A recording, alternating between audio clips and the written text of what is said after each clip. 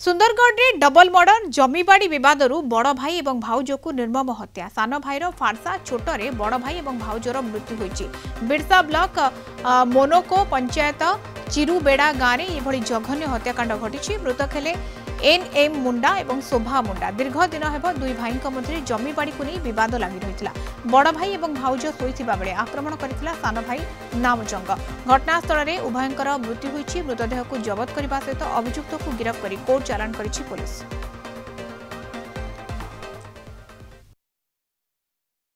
हाँ, गतकाली बिश्रा थाना जड़े गोटे अभियोग आसला जे तिरबेड़ा गाँव में गोटे स्वामी स्त्री शोइथिबा अवस्था किए मारी देछि। आज संक्रांत गोटे अभियोग आम हस्तगत होला परे गोटे केस रजिस्ट्री करी पुलिस तदंत आरंभ करथिला। आउ स्पॉट आम दुई जन मृत स्वामी स्त्री मृतदेह जबत करथिलु।